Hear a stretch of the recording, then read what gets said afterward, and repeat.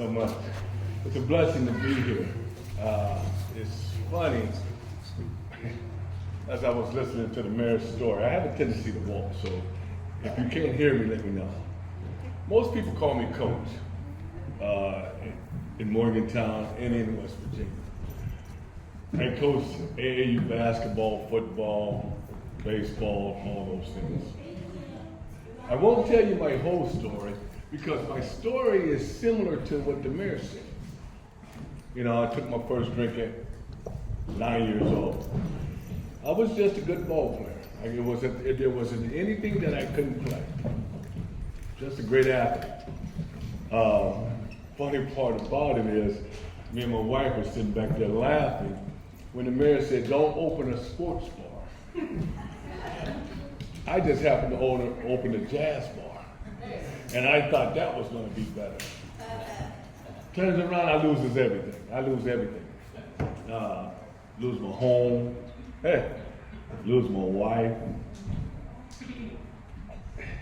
My life is just a wreck. Make a long story short, as my sister, I'm 44 years old at this here time. My sister calls me, come get me because my life is just gone. I'm divorced, lost my home, I'm homeless, I don't have anything. Sister come get me and she takes me in.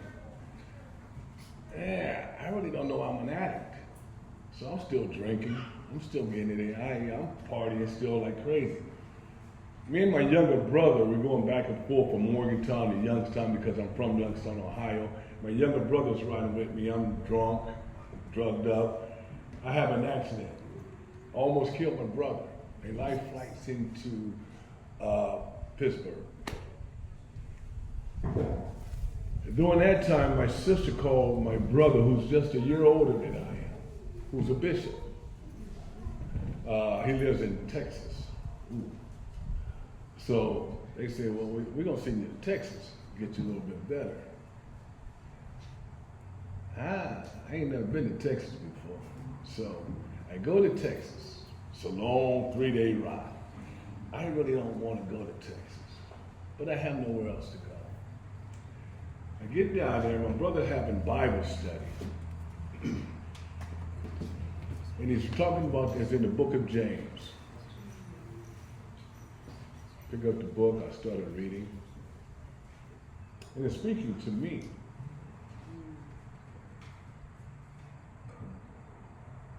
And as I'm reading the book of James, I'm sitting up there thinking that this to myself, excuse my language, but I'm going to hell. It's not even close. Gave me a wife, I threw her away. Gave me this, I threw that away. He gave me all this here, athletic ability. Here I go throwing that away. All the gifts that God had gave me, here I'm going throwing them away. I don't appreciate what he gave me. So I start reading the book, I'm trying to figure out, I'm praying. Lord, I really don't want to go to hell. I don't.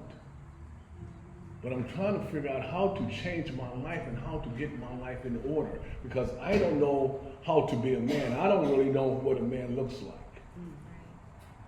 So I start watching my brother, who's a bishop. He's not even a full year older than I am. I got, for 3 days, we're the same age. And it's like, I think I got it. And he hates that. He looked at me, well, you just couldn't wait to get out. I'd be like, yeah, but I watched him. I watched the way he walked.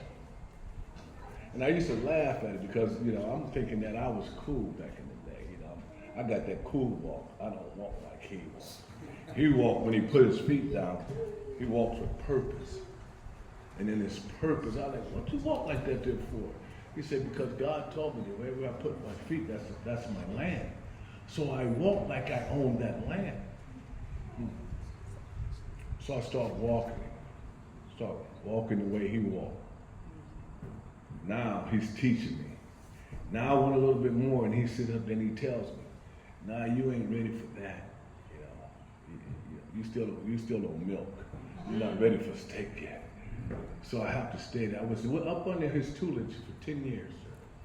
10 years when I was getting ready to leave, he didn't want me to leave. because I started learning what a man looks like, how a man walks, what a man's responsibilities were. I started doing that. I started walking in this here thing, walking in this recovery, understanding what recovery was, understand what a man was and what a man looks like. It was tough. It was a hard lesson, but it was a lesson worth getting. Because understand this here, in my old life, I was either headed to jail, I was either headed to prison or the grave. Prison just helped me out. So I was like, okay, that's not working. So let me try something different. When I get back to West Virginia, understand this here, my life is still a wreck. But the Lord came, when the Lord comes in your life, man, when the Lord comes in. Say that. Yeah. When he comes in your life, Yeah. there's nothing that he can't do. Yes. See, you don't have to do anything. All you have to do is walk in what he tells you to walk in, and he'll do the rest. See, I get back here, now understand this here, I'm divorced. Now I'm married again because I'm thinking that I'm going to hell because I done threw my wife away, this and that. I'm asking God, how can I make this up? He makes it up for you. I divorced her twice. No, I married her twice. My bad. Stupid, Lord. So I get back. Now I'm married. He gives me my wife back. Now here I am. Now I'm walking. I take a job as a recovery coach. Don't know what a recovery coach is. Ain't got the faintest idea what a recovery coach is. But when they asked me why I want the job, I told them because I'm going to be the best. I remember she looking at me, it's Valley Healthcare, looking at me like, you're going to be the best. I'm like, yeah, I'm going to be the best. And so they hired me. Great job, Valley. So I picked up the book and I started learning what a recovery coach was. Because I'm going to be the best. It wasn't even close. I meant what I said, that I was going to be the best. So I started working recovery coach. What was my job?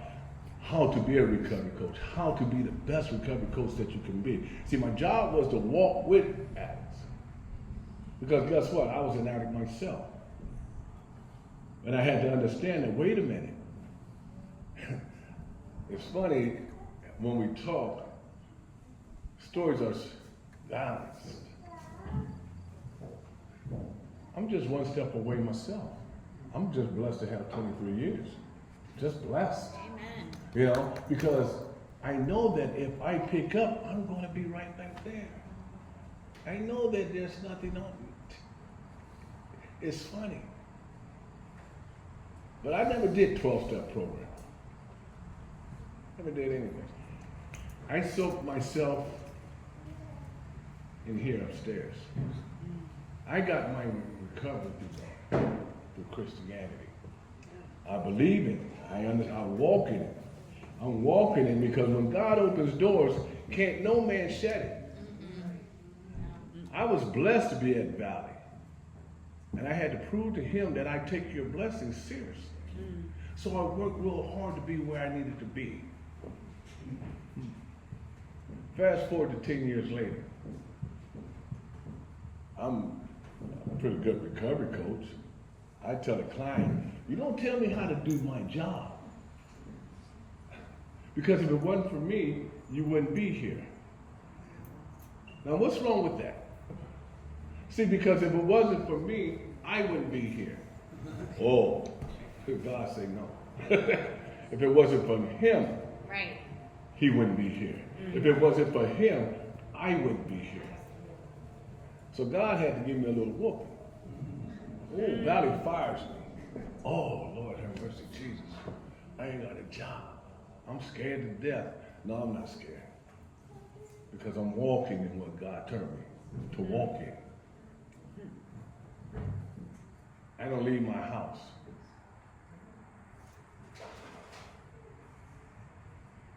Three days, I have 4 or 5 job offers, all in recovery. People hadn't heard about it. So now I'm thinking, which job should I take? Lawrence Wicks called me, Dr. B. who did recovery boys. Well, man, I heard Dolly's not doing it that well. What about taking this here job?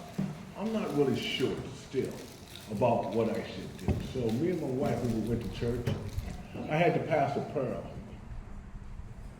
Give me the wisdom to take the best job. And as me and my wife was walking away after prayer, Pastor grabbed me.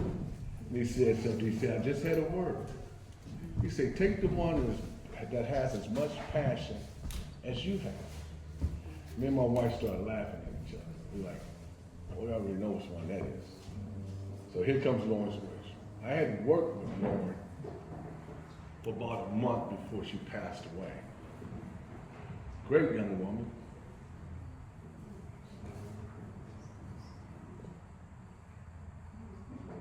I remember the day that she passed of an overdose. It was tough. She had worked with me in Valley.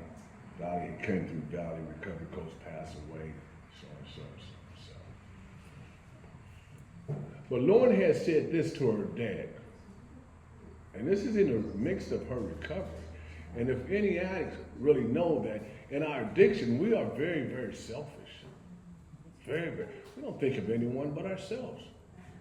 That is what addiction is. I didn't care nothing about my wife. I cared more about the drugs more than I cared about her. That's life. And if I think I didn't, why wasn't I home instead of looking for drugs? Right. See, sometimes common sense hits you, and when you don't really see it. So jumping back forward, when I took Lauren's wish, they hired me, they want me to be the director. Something that has never been done. And they called me to be the director. Now, I don't know nothing about being a director. Truth, I don't. I got the faintest idea what a director looks like, what a director does. But I got to do this. So I take the job. We ain't got it. It's funny, it's just an open building. And well, old coach, we're going to take you up there, we're going to walk. Now I'm walking through like I know what I'm talking about. Yeah, okay, that'll work, yeah. I ain't got the faintest idea. But I'm letting God lead me. Yes. Because every door that he opens, can't no man close. Yeah. So as when I get in there, here you go bring people in your life. Ain't God good? He started bringing people in your life. I started this here thing. We got 17 recovery coaches. Lauren Switch. 17 recovery coaches. That's all we have. We recovery coaches. But every one of us has passion. We're going in our pockets buying snacks and things for these kids that come through. Because we really don't have enough money. They have enough money to pay my salary, pay my recovery coaches. That's all we got. So as recovery coaches, as director, we go in our pockets and make sure that we take care of these here kids. And then one day, United Way came by. They gave us something, and they said, you can apply for a grant. Me and the rest of them looked at each other like, you didn't want to write a grant? We ain't got the faintest idea how to write a grant. I had one kid say, I'll give it a try. I'll give it a shot. He wrote the grant. We wound up and get $40,000. Right. Boy, we dancing now. Oh, no, we can't stop us now. We're around that bad for like, yeah, did we do that? Did we do that? Did we do that? But it's God. Yeah. He's put people in our lives. Now we're at the point, now we get 40,000. So now we should have said, now we can take care of these here kids that come through. We don't realize $40,000 is not that much money. So I say, okay, here comes another grant coming. Won't you get out of shot? Boom, he wrote that one. He got another grant. Now he thinks he's bad. I'm thinking, yo, Holmes, better keep your eyes on God. Because if you don't keep your eyes there, we ain't gonna make it. Right. So, makes another grant. Now we got $25,000 more. We are we are doing well.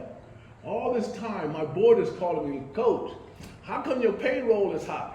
I'm like, yo, God gave me, I'm doing something that God wants me to do. I'm sitting up there putting things in these here kids' heads.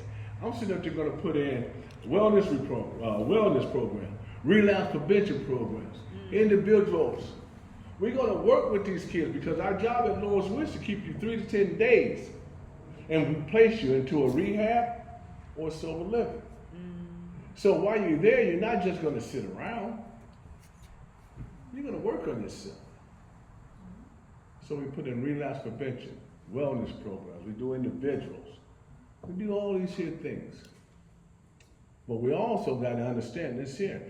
Some of our kids come from the woods. They don't have clothes. They don't have shoes. They don't have underwear. They don't have showers. They don't have things that they need to make it, because guess what? If you come out of rehab and you have no place to go, where do you go? You go right back to what you know, right back to the woods, right back to the hood where you come from, right back to the dealer. So we got to fix this here thing. We're thinking at Lawrence Wish, we're going to be that chain link. We want to be up there to put you where we need to put you so you have a chance of making it. So we put them in rehabs. They don't have money when they get out. They can't afford an apartment. They can't afford sober living. Sober living is expensive. Lord have mercy. You know, so we write another grant. That's what we do. We get this grant. Now we're on the road. Now we can place you in a sober living. We can pay your first month's deposit. We can pay your rent for that first day. Now you can get there, you can get a job and do all these here things. But most of them were still failing. And I'm sitting up there thinking, I'm saying, wow, Jesus, goody.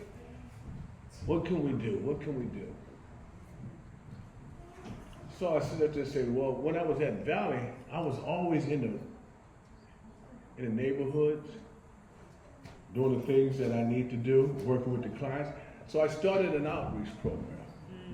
So at Lawrence Wish, we work with these here kids, not just for while they're at Lawrence Wish or when they come back to Lawrence Wish. When we place them in sober living, we work with them. We work them up to from 6 months to a year. We've been blessed. God is good. We done had, in 3 years that we've opened from day one, we done had 1,100 some clients come through Lawrence Wish. Wow. That we are willing to help, that we sit up there, we stay connected with, that we are working with day by day by day. But there's something funny about addiction. Because before, it was always mental illness first, addiction second. Lately, it turned out addiction is first, mental illness is second. So, when we have kids that have mostly mental illness, what do we do with them? They sit up there, they're in recovery, but they have to sit up there and self-medicate because Medicaid is not taking care of them. They're still hearing voices. You know, they sit up there and say, well, what came first? I look at them and say, what came first, the chicken or the egg? Right. It's tough. How do you deal with mental illness? How? Most of the hospitals in West Virginia are closed. So how do you do with mental illness? I had a client. Loved this client like he was my son. Take him through mental illness. Here's mental illness for you at a big thing. And we had this young kid. He's 21 years old. Great athlete, nice young man. Voices.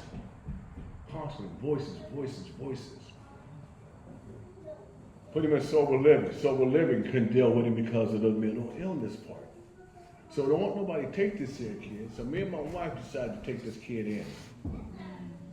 And he's living with us for 4 or 5 months. Mental illness kicks in. One day I'm in Texas. he's hiding things and this and that. So I can't keep him in my house.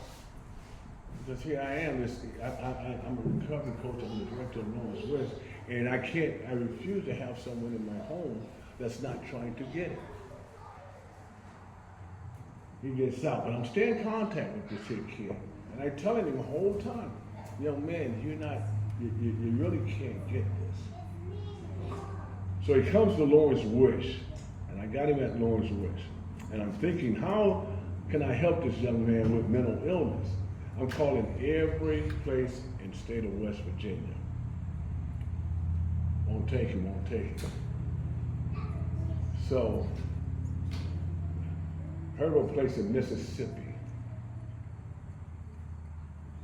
Kid doesn't have money, so I'm gonna pay him. Me and my wife decided to send this here kid to Mississippi for 28 days. Now, 28 days is really not enough. 28 days is really not enough for an addict. A lot of people think so. Well, I'll just send you 28 days. I'll send you 28 days. This addiction thing, is the rest of our lives. I have to work on this every single day. I do. So a kid goes down for 28 days. They fly the kid back. They don't send him with his mans, don't anything. Kid has an episode, gets put out. Now he's up in Charleston, West Virginia. And he's walking down the street and he sees himself in the mirror, which the kid doesn't like how he looks. So he's throwing rocks, breaking windows, car windows and everything because he doesn't like how he looks. Pick him up, take him to jail. I'm calling, wait a minute. I know this young man. This kid has a mental problem. He needs to be helped mentally. Back and forth, it was really, really hard for us to get in touch. Make a long story short, the kid goes to Sharps. West Virginia picks him up a little too soon. He goes back to Central Regional Jail. And the kid, we really don't know exactly what happened. But a 22-year-old kid, they had to remove his colon. For the rest of this kid's life, he's on the back. He's gonna be walking around at 22 years old. Can he take care of the back? No, he's mentally challenged. But we don't see it. All we see is, okay, we see the crime. Okay, yeah, you can see the crime, but what about the addiction part? What about the mental illness part? See, there's a lot of trauma that comes along with this here. There's trauma that I had in my life. It's funny how our stories match. Good football player, play anything, play a little pro, but don't like who I am. Don't like what I see in the mirror. Don't really know who I am. But when we see athletes just throw their life away, well, what's he drinking so much for? Why is he taking drugs? See, every one of us has a story. See, I used to think the same thing. Oh, if I make it, I'm not going to do that. But I did all that there before I even got there. Every day, I drank that West Virginia. Every single day was Sunday, I think it was. I didn't drink on Sunday. Then I started getting into the drugs. Everybody else was in drugs. Back then it was cool to do cocaine. Here I am. I'm drinking because I understand that cocaine, you can drink a lot more. Now I'm really into it. Not realizing that I'm throwing everything that I work for away. See, we don't realize that. Because this addiction that got a hold of us, we don't really understand what we're going through until someone sits us down and explains it. And then we still don't want to hear it. Because that's hard to hear. Here I'm 44 years old and you telling me that I'm not a man. 44 years old, man. I done did this, I done did that, I done did this. And he had to tell me, but look at your life. Just look at your life. Selfishness. Because it was all about me. In my recovery, it can't be all about me. It can't. Reason why, someone did this for me. Someone did it for me. And in return, I need to do it for someone else. That is my job. Just like Christianity. If he gives it to you, your job is to give it away. What you holding for? No, I got this secret. Nah, God don't want you to keep that secret. God wants you to tell everyone. No, you got to shout it from the mountaintop. Shout. You know, a lot of us don't think that like that. We still tell, oh, I got this secret. See, we do the same thing in addiction. Someone gives us this, and we want to keep it. Why? Because this is our secret. This is my secret. Nobody else should know about this. But didn't someone do it for you? See, if someone did it for me, then my job is to do it for someone else and do it for someone else. Everything that I know how to do, my job is to give this thing away. I can't keep it. I can't. Can't keep Christianity either. I got to give it to you. Hey, have you heard about the love? Have you heard about this man named Jesus Christ? See, in addiction, they be like, they walk around now when they in Martinsburg or somewhere. Hey, have you heard about this man named Coach? You just go to Coach. Coach gonna help you. Coach gonna do everything that he can. See, I have to walk like Jesus walked. See, if they come to me, I got to do everything that I can, and that is what Lawrence Wish is about. 17 recovery coaches doing something someone thought that never could be done. Fixing a chain in this here thing, an addiction that needed to be fixed. We understood it because guess what? We were addicts ourselves. We know that if we get out of rehab and we have no place to go, that we're going right back to where we came from. We know if we don't have money to sit up there and get into a sober living, we're going back to where we came from.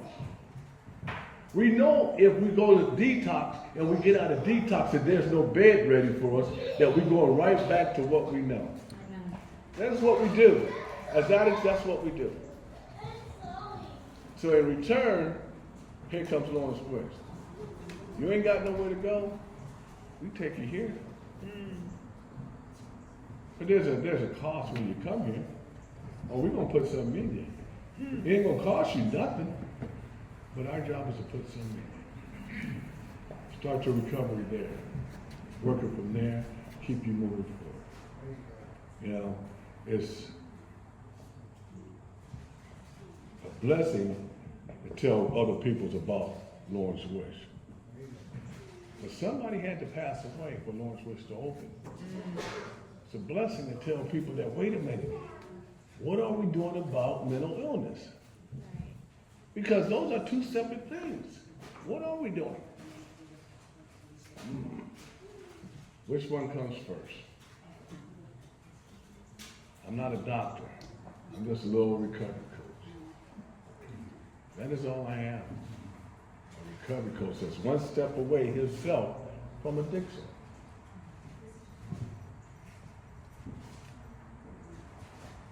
But I know there needs to be something done when it comes to mental illness.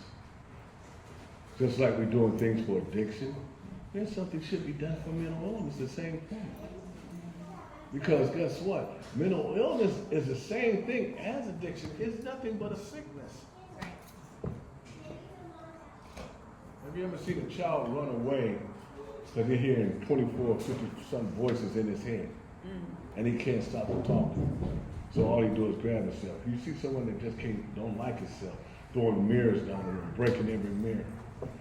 See, as addicts, we did the same thing. We keep thinking that we was having fun, but we weren't having fun.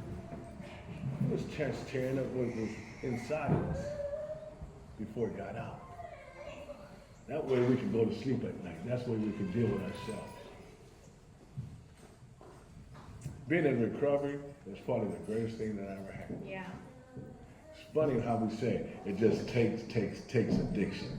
But recovery gives. You know, it gives you your life back. It gives you everything that you were wishing for. You know, it gave me my wife back. Married her twice. Sometimes I think, what was I thinking? But she gave, you know, person that you love, it has to, you know, that has to mean something. That, you know, when that happens, you know you're meant to be together. I'd be like, Lord, what you doing to me? But, you know, he said, well, you asked for it. Yeah. Because you wanted that. He gave me what I wanted. He gave me my freedom back, my freedom to choose, my freedom to live my life. And in return, he only asks one thing that I do. Give it away. Give it to someone that deserves it. And guess what? Everyone deserves it. Everyone. I don't care who you are. Everyone deserves recovery. Yes. It is a blessing. You know, just like everyone deserves Jesus Christ, it's no different. You deserve to walk your life as a person and understand where you came from. I have a lot of luggage back there. Oh, I had a lot of luggage. And it was heavy to carry. It was really, really heavy to carry. And he took it. I carried that. Your job is just to walk forward. I'll keep that with me. You just go ahead and walk. So I want to say thank you for letting me be here. It's a blessing for me. I was talking, I didn't know exactly what this organization was. Me and my wife were sitting over there reading the pamphlet over there. And I understand. It's just like us. You're doing something that you can give away and that everyone can take if they choose to. I learned this in my travel. I can't save anyone. It's not my job to save you. It's my job to walk with you. Because I can't save you. He can save you. So no one saved me but him. So with that being said, I want to thank you. Thank you for letting me speak. Thank you for hearing my long switch. Thank you so much. Thank you.